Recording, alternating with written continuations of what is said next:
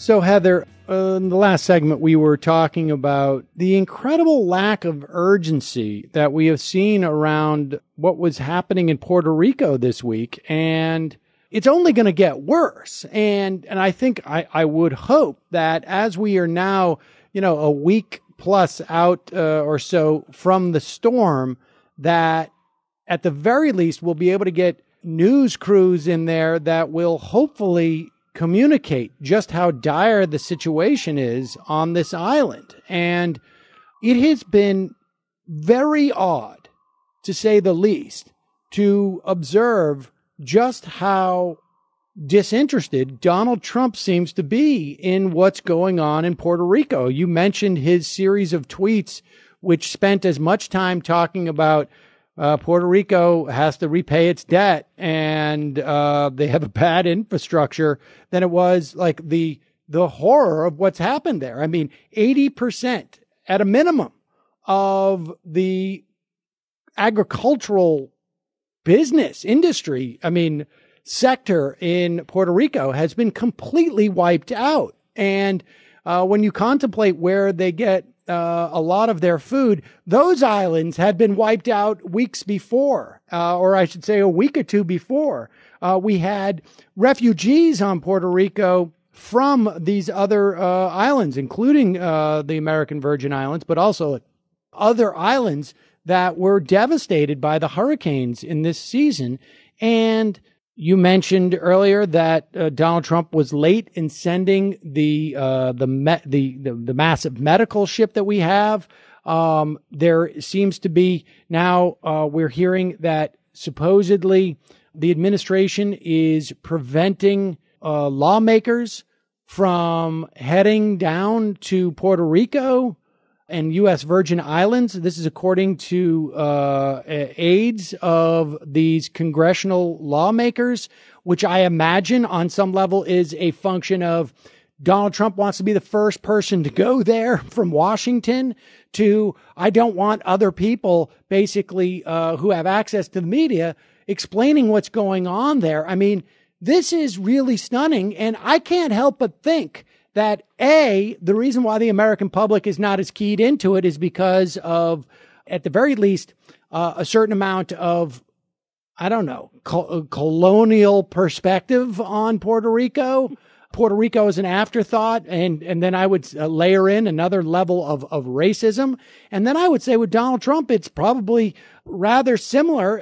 Racism might go to the fore, but also Puerto Rico doesn't vote in presidential elections. They gave 70% of their Republican caucus vote to Marco Rubio. And I think he just thinks, I get nothing out of them anyways. Well, yeah. I think that's absolutely correct. It's obvious to me that, first of all, the polling says that almost half of Americans don't know that Puerto Ricans are Americans, that they have U.S. citizenship. And so, I haven't even been sure that Donald Trump knew that, to be honest. I guess he must, but he hasn't said anything like that. He hasn't used the words, our fellow Americans or, we've got U.S. citizens. He's never said that. So, for all I know, he doesn't know that. And I think it's fairly clear that if he does know it, he's not real sure that's the way it ought to be. Because one of his, the tenets of his immigration policy and refugee policy, as it's coming out, is that he demands that people speak English. Well, a lot of Puerto Ricans don't. They're Americans who do not speak English, and I can totally imagine that he finds that unacceptable. And he has a long history. He did say the other day that he was that coming from New York, he had dealt with a lot of Puerto Ricans, and he knew Puerto Ricans, et cetera, et cetera.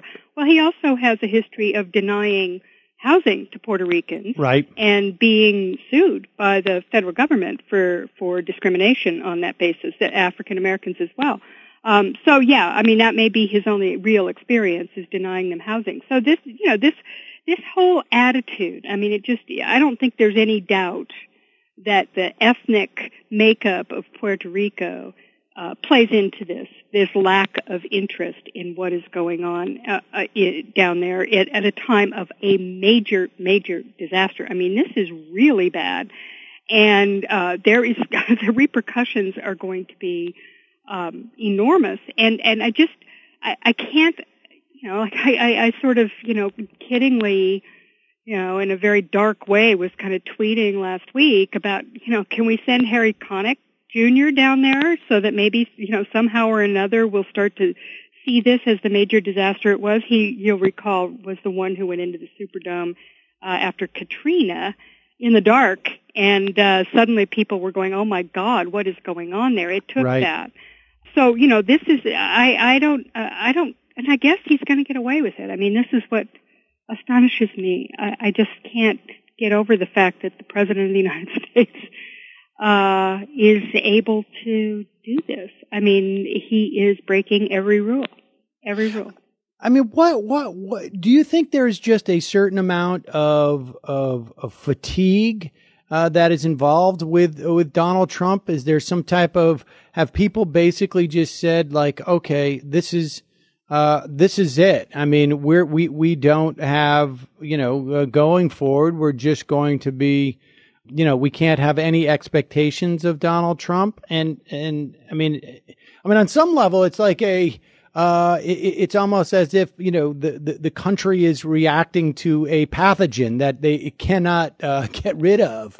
And it's just sort of like building defense mechanisms. But I mean, you just don't get the sense. I mean, I keep returning to this notion of just, we talk about white supremacy, and you talk about the idea of where, from whence the notion of Black Lives Matter comes from, that there's simply amongst the levers of power and communications within this country, dominated by white people, there is just not the same level of concern for people's lives, who are not white.